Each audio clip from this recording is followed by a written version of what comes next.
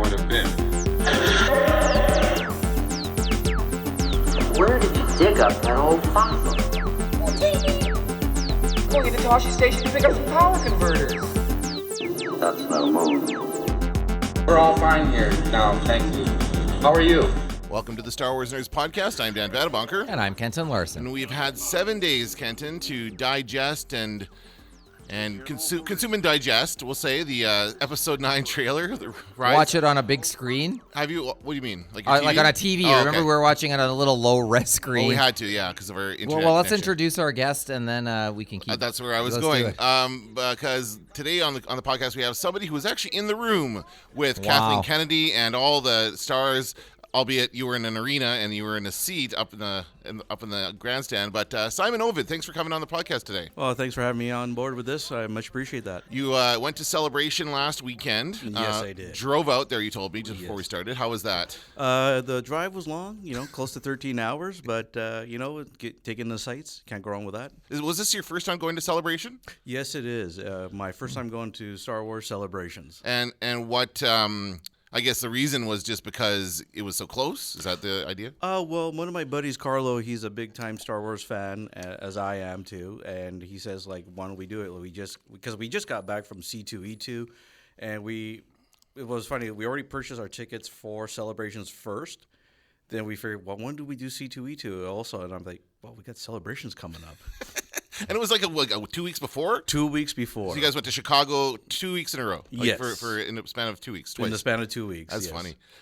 So how was overall, how was the event? Well, I'll tell you what I tell everyone. It was amazing, fantastic, and beautiful at the same time. Wow. Yes. I was really overwhelmed, considering this is like one theme convention. One theme, Star Wars. It was magical. That's the best theme, though, really. Oh, yeah. Once I saw it, I'm Yeah. like, yeah, I can see why everyone still loves it. And it brought back more love for me for it. So. Oh, that's great. Was your love waning for Star Wars? Yeah, I was like on the fence. I'm like, oh, yeah, Star Wars. Then all of a sudden I go to a convention, like, it brought it back. Wow, that's high praise. Oh, yeah. Yeah. Well, Dan, you were thinking about going this year. I was, you didn't yeah. Make it. I didn't make it. I couldn't make it out, but it was like I always said. Since we found out it was going to be in Chicago, I said this is the closest it's ever going to be to Winnipeg. And then actually, when Pablo was on the show last year, he said, well, they could do it in Canada one day. They could do it in Toronto and Vancouver, which are both farther away from Winnipeg than Chicago, but still it could be in Canada at some point. And he also said, that Winnipeg's new giant convention center is something that would interest them. How big is the build? Like, where did it take place, Simon? I believe it was I'm trying to remember. Is it McCormick? The McCormick Convention Center, but it was on the other side this time because they have two buildings. Oh, okay. For the convention center. One side was actually meant for C2E2. Not that it's dedicated for C2E2, but the other building ended up being for Celebrations. And what's the size comparison to the convention center here? I would say maybe quadruple. Whoa. by my standards, it looks quadruple to me because there's like a lot of multi-parking lots and parking sections. You have to go to a specific entrance in order to get in through security and so forth, the security checks. Just a lineup just to get in was quite overwhelming. And I guess, Kenton, tell us what happened with the selection again, or maybe Simon could tell us, how did you get selected to get into the panel? Well, there was, from here, I mean, we weren't there, but what I saw a little bit online was people who went to the convention, but you had to book ahead of time, apparently. Maybe you can talk about how that worked. And some people who maybe were less than happy about not being able to get in. Well, what happened was, what was new to me was the app that they created for Celebrations. And apparently there's a few lotteries that you were able to enter once you have your ticket purchase. Once you have your ticket purchase, you punch in your code that you have on the back of your ticket. And like for me, I bought like a day pass, one for Thursday, one for Friday. So I had to punch in all these numbers just in the app just to get in for the panel. Followed by, if you want additional people to join you, you have to punch in another code on top of that. So I got a win for it, but it was for the Galaxy section, which means you just get to view it on a big screen. But my buddy Carlo, he ended up winning the arena one. So he managed to, apparently he put in for 4 tickets because he wasn't too sure how was this working. Next, we met up with two of his friends who are fans of Star Wars too. A lady by the name of Karen from Kansas City, and a gentleman named Paulo from Barcelona, Spain.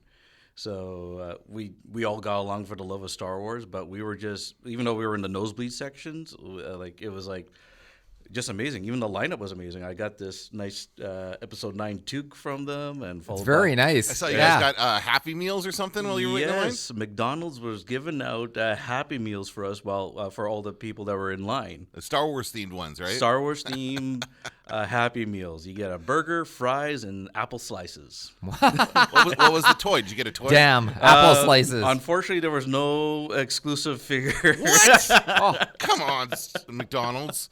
That's no. I was hoping for the episode 1 Obi-Wan Kenobi exclusive. Or remember those cup toppers they had for those? I think it was KFC or something. Had those Yes. cup toppers for episode 1 with Jar Jar Binks.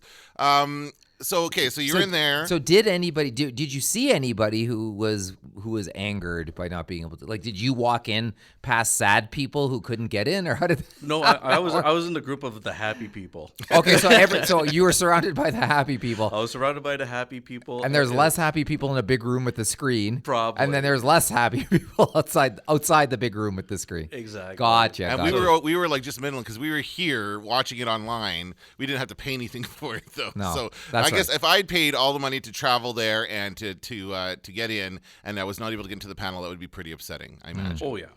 But I was just happy to see it. For sure. Like just the energy. They even had a DJ perform on stage. Got the crowd going. Everyone was cosplaying. Lightsabers were waving. It was just an amazing energy. Great. Right. Oh yeah. Were your seats reserved, or did you get? Was it? We had a section apparently. So, okay. Once you get in, they'll give you the section that you're going. Like it's their version of a lottery. So. Gotcha. Right. Okay. So congratulations, you got in, but then you were pretty far back. But that doesn't matter once you're in the room, right? From what we're seeing, we're able to see the entire stage, and we got like 3 screens on an angle, but which were pretty okay to see what we wanted to see. So. Oh, that's great. And it looked on what we were watching on. It looked like it was a massive arena. Like it looked very big. I was surprised actually when I saw it that there were people who could not get in based on the giant size of that arena. Well, I was more surprised. Like I can't believe this is held in an arena, and I'm like, games probably be played here or like. Like it's not where the Blackhawks play, is it? No, I don't. Not think that big? Not that big. Okay. Interesting. but it's still. I don't think we have a venue like that in Winnipeg that would Probably just not. be for something like that. But it would be similar Yeah. to like if they did it in MTS Place, right? Like that. Oh yeah, like I would say like if MTS were to do a viewing, I think that would be the place for it. Oh, cool. If we ever host a celebration, So if we ever saw. that's right. So do you collect merch as well, or do Oh you? yeah, like I'm all over the place when it comes to collecting, but Star Wars is kind of winning right now. So, what do you buy? Did you buy anything there? Yes, I treated myself to quite a few items. I got a nice Rex Black Series figure. Oh, that's a good one. Followed by Battle Droid Black Series, and I ended up getting a nice Star Wars T-shirt from a $5 pile. Oh. Yeah, still in a package. Pretty good. And Piece de Resistance, but it's my second one. But it's actually from Hasbro itself, a Mace Windu lightsaber. Oh, Nice. Yeah. So. Great. Sorry, Dan, I cut you off. Go No, ahead. it's okay. I was just going to ask you, what was it like to be there while they aired the? First of all, were you as impatient as we were when it came to like, let's get to the trailer already during the panel? Not really. I was just enjoying the atmosphere. Like I was just feeding off the energy, and people were taking pictures, making videos. There was a lot of social media people there too, like a lot of YouTubers, people who do their vlogs. Like it was really hard to get a good Wi-Fi signal for that whole weekend. I bet. Yeah, it was really we were hard. we were hoping to get you on live from there, but I imagine that it was just difficult for you to manage that as being a part of that whole thing. Oh, exactly. It wasn't like not impossible, but it would be like I probably wouldn't be able to call into you guys till like maybe first thing in the morning before entering the convention. Right. I didn't even realize you were there until that morning, and I saw you posting about going into the arena, and you guys were in there like 2 hours before the thing started, correct? Yes. Yeah. We got up early for that one, and there was already people in line ahead of us, but we were managed to get in pretty good afterwards. But you had your section reserved, so there's no real reason that you had to line up forever, did you? No, I think, but their idea of the lineup is more for security precautions. Oh, okay. Yeah, because like you still got to get your bags checked. You still got to, if you got an open drink, can't really bring it. Like, yeah, if you got a bottle of water and it's sealed, you could bring it in, but if it's open, they actually want you to empty it. Wow. Oh, well. It's like flying. Yeah, exactly. Pretty you got to take your shoes off and your belt off and all that fun stuff. Well, they did have the magic wand to test to pass around you. So Oh, should have been God. like a lightsaber. They really should have themed it after a lightsaber. That would have been much better. So what was that like when you actually did get to watch the trailer, and were you able to watch it properly, like in the arena, like you saw it on the big screen? Oh obviously? yeah, I was able to see the entire screen, and like even though I had to angle myself just a little bit, I was able to see the entire screen itself.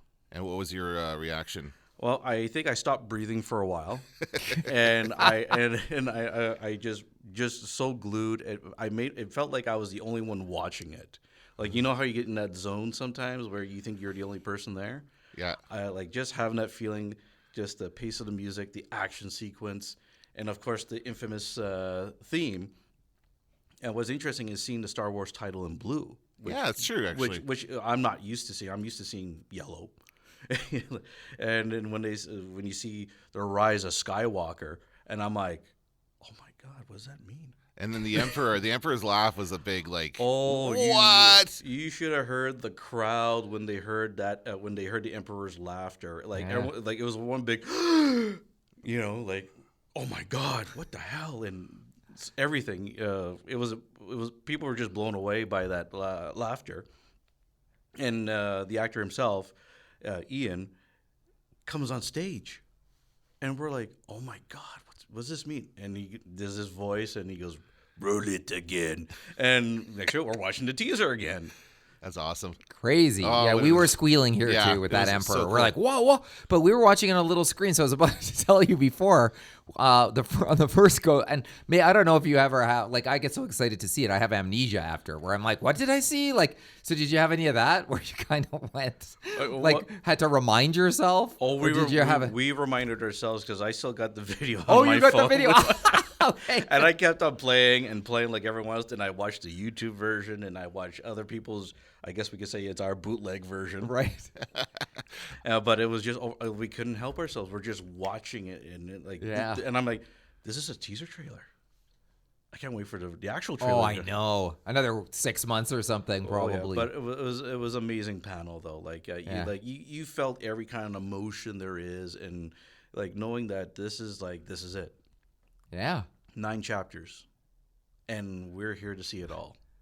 And did you get to see any other panels or programming while you were there? Yeah. Well, unfortunately, I missed out on the panel of The Mandalorian. Yeah, it would have been a good one. Yeah, that would have been a good one. And they withheld the trailer from the public at large for The Mandalorian. They did not release that one. I was waiting for it all day. No. Yeah. And I got a chance to see the Hasbro panel. I got a chance to see the Lego panel. Yeah. Apparently this year is I believe the 20th anniversary for Lego for making Star Wars Lego. Oh, cool. It was lots of anniversaries that whole weekend, like the 20th anniversary for Episode 1. Disney Plus had a chance to do their launch party too, I believe, the new streaming service. Right. It was just amazing. So cool. Wow, that's amazing. And every Star Wars fan needs to go there. We know that. But how many people did you meet from Winnipeg? I have to ask. No one. No one. I thought you were going to say there was 1,000. Everybody in the arena was from Winnipeg. Not that I'm aware of. That's interesting. Not that I'm aware of that there was any other Winnipeggers that were there. But I know it was myself and my buddy Carlo. Everyone else was like from either London, England, Spain, Kansas City. Unbelievable. There was like two people from Ontario, but hey, that's pretty close. That's pretty close. But if there's any Winnipeggers that went to celebrations, I hope they had a great time too. Yeah, you said to me that you wished all the Winnipeg Star Wars fans could be there with you. Oh, big time! Like I wish all the Winnipeg Star Wars fans were there for this one, or for future Star Wars celebrations. Like it's just amazing. What they had to offer for a convention like that it blew my mind away. I wanted to ask you, in the last couple of years, we've seen kind of the dark side, so to speak, of Star Wars fandom rear its ugly head. Even with this trailer, when it came out, I still saw some comments from people who are still like haters of The Last Jedi. One comment I saw was from a guy who said, I guess there's a rumor out there that the new movie is going to be like 4 hours long, which I don't believe, but he said, oh, maybe the first hour is to fix all the mistakes from episode 8. And, that's just kind of like that negative attitude about it. Did you see any of that at Celebration? Believe it or not, I never saw one hint of negativity when I was there. Like, it was just, I met people that were just love of Star Wars. I met people who were all about the Old Republic, who are all about the trilogy. But even though, like, we all have our differences about our take on Star Wars, but you just didn't see it. Because one of the best examples I could say is the actress who plays Rose from The Last Jedi. Yeah. She was there. And I could easily say this. Everyone, including myself, all stood up and gave her a standing ovation. And she was just overwhelmed by it from what I saw on the screen. Famously, she had to quit Instagram because of all the trolls and all the negativity she received from those types of people. Not the people at the Celebration, obviously, but I'm sure that's one of the reasons for it. And she's had a rough go of it so far in her. It was nice to see everybody turn around the hate, though. Yeah, that's right. That's right. Yeah. Exactly what I'm saying. Yeah. Even not being in the room, that was palpable. Oh yeah, like it was just amazing. Like to me, I just went along with it because I'm here for Star Wars to just enjoy the convention, and like to me, it's like well, if everyone's standing up, I'm going to stand up and clap too. So now that you've had lots of time to think about it, and you mentioned you're like, what the hell does the Rise of Skywalker mean? What does it mean? I still have no idea. It means so because like I've been watching a lot. I've been watching a lot of YouTube, and like there's been a lot of amazing theories. Like they're talking about Hayden Christensen. They're talking about Luke. Maybe there's another Skywalker we're not aware of. Like the list just goes on, but I'm like thinking, you know what? I'm just gonna wait till the movie comes out. Oh, okay. Very good. One theory I heard the other day from somebody is that Skywalker is a term for the new Academy. It's like to replace the term Jedi, they're now called a Skywalker after Luke Skywalker. There was that one theory too. Yeah. A lot because I think I saw that one actually a couple days after. Okay. And you just made a face of disgust, Kenton, when you saw it. You're like, Well, whatever. because you can't have Luke vanish and then call the next one The Rise of Skywalker and not have the Lazarus scene where it's like, his body was here. Where is it? And there has to be some of that. Okay. And I've gone on the record, as we all know, from the word go, and I stand by it, that Rey is the daughter of Han and Leia. Han didn't know about it. Oh, I have said that forever, and You sticking to it? Can't back out now. I'm gonna go all in because that would still make her a Skywalker because she would be Leia's daughter, right? Yes, of course. I don't think she would be Luke's daughter, and if it's called The Rise of Skywalker, I think it has to be her. It could be Kylo too, of course. It could be. I don't think so though. There's so many ways. Much. There's afterwards, it just means more questions for us. I love it. I love it. Like I could go as far as, well, maybe she's based on a clone of Luke's hand. So Ooh, I like the clone hand idea. I wish I never would have heard that because now I won't stop talking about it. Because originally that was going to be the Force Awakens was the opening scene was going to be Luke's.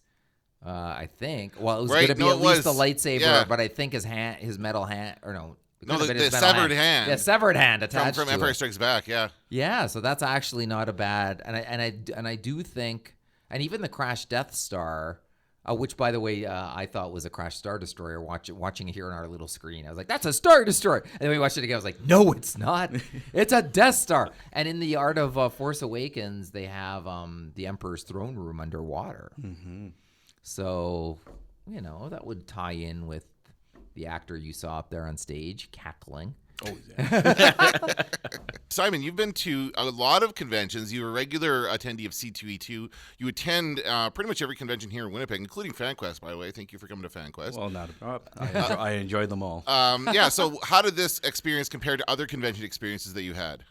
Well, I would actually have to say the overall topper for me, and it was checked off my bucket list, was 2017 when I went to San Diego Comic-Con. I guess, yeah, of course. Ooh. Yeah, so I went to the holy grail of conventions. It was just amazing all over the place.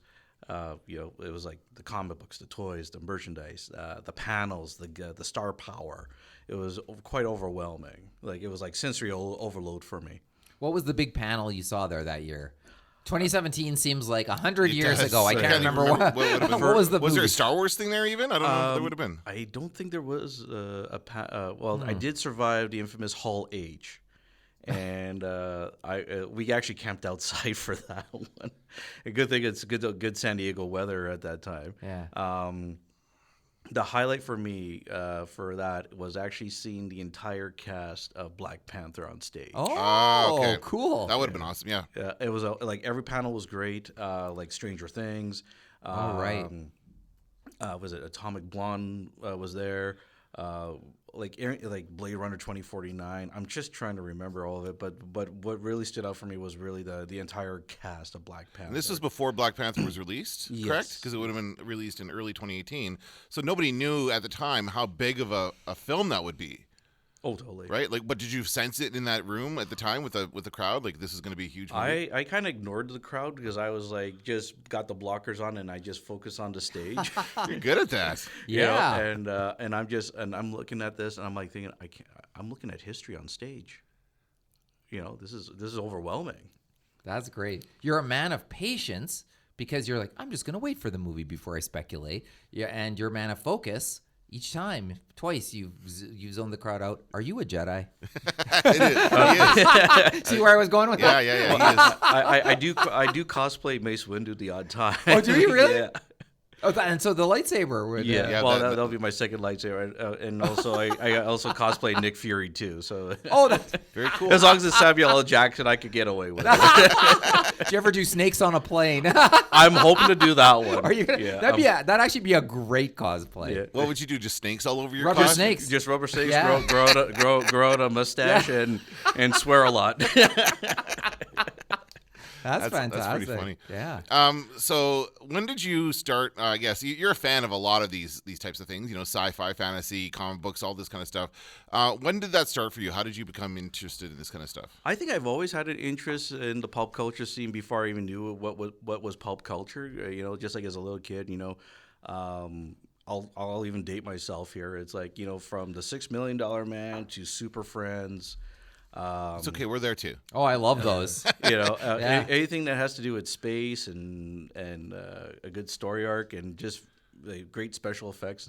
That's how it got started. Sometimes great special effects aren't always a part of it, but it doesn't matter because the story is so good. Well, I remember Sasquatch on $6 Million Man, and that was as sci-fi as like TV got back then. We're like, wow. And the funny part is, every time I bring up the $6 Million Man, we always end up talking about the Bigfoot episode. No matter what, it's always Was the it Bigfoot or Sasquatch? I never, Same thing. what did they call? Did they call him one I or think the other? they called them both. Did they? Yeah. Okay. Yeah. Yeah, that was great. That was amazing. So, how old a man are you? Can I ask? Actually, I'll admit to it. I just turned 45 on Sunday. Oh, okay. Happy so birthday. Well, thank you. I'm a 51-year-old man at this point, and so I'm like, who are you that is so wise in the ways of $6 Million Man? And usually that's about the right era. Dan, did you watch $6 Million? Well, I'm only 2 years younger than Simon, so I think little yeah, before your it's time. no. I distinctly remember it. Like I have a remembrance. I have a strong memory of watching it, but I just don't remember specifics about it. One show, just so as we're on this topic, one show I've been revisiting lately is that of the Greatest American Hero. Oh, nice. Which Yeah, was that's right. a great show. It's on Amazon Yeah. Prime right now, so you can actually watch it all. And I've just been kind of revisiting that, and just so much nostalgia, and it's very, very funny and very well written, I would say. But the effects are not great. Like this is like where you know when you showed the pinnacle of showing somebody flying was in like the Superman movie, the 1978 Superman movie, and even that was not great. So Oh, I thought it was amazing. well, at the time it looked amazing, but now if you look at it today, it doesn't look great. Well, so. we could go as far. I'll go as far as Filmation's Shazam, Captain Marvel live action. Okay. Oh, yeah. yeah. That's true. That was another big one as Have well. you seen Shazam? Not yet. Me neither. Can I tell you guys? I hoping went to it's see it. time. I took my kids to see it. Okay, so I went. Does he travel in a Winnebago with Mentor? No, That's all I want to know. Not. Okay, here's the thing. I wish. We walked out. So Luke and I walked out. because he was scared. It was terrifying. It's too scary for him. No, but here they don't show it in the trailer. But the Shazam case of the bad guy is this guy, and I've never read the comic books. I don't know how close this is to the comics, but the bad guy is this guy who has similar powers, but gets like the dark. He touches the dark thing that the wizard. Okay, whatever. You get tempted, right, by this dark orb thing, and if you're tempted by it, you don't get to be Shazam. So this one guy goes and gets it, and he's kind of controls these 7 deadly sins, these demons, and they're really scary. Like the CGI on them were super, like, and they were biting people's heads off, throwing people out of windows of skyscrapers. It was really violent and disturbing. And my 8-year-old son is like, I want to leave. This is too disturbing. So we left and we went to the other theater where my other son and daughter were watching the Missing Link. Speaking of Sasquatches, they were watching Missing Link, which is actually a lot of fun. It was a very funny movie. So there you go. So we left halfway through Shazam. It was taking too long to get where it was going anyway, so I was okay with that. So okay, let's get back to Star Wars now. So what are you most sorry, that was a weird tangent. Well, $6 million man in Shazam. We can't talk about one without the other. Exactly. Got to do it. What are you most looking forward to about this upcoming film, Simon? How it's going to come together. I'm curious. Like when I saw Billy D. Williams on the stage, I'm thinking, okay, what's your role? I know you're flying the Falcon. That was like my favorite moment of the trailer. By the way, I love it. Like, how is this gonna come together? Like, I could simply say this, but I doubt it's gonna be a spoiler. But they're introducing so much more, and I'm sure it's on YouTube and Star Wars Celebration's site and all that. Like what they're introducing, who they're bringing on board. Like we know that there are going to be new characters, but how are they going to play a part? How is everyone going to come together? I don't even know what kind of timeline we're looking at. Is like how much time has passed since The Last Jedi.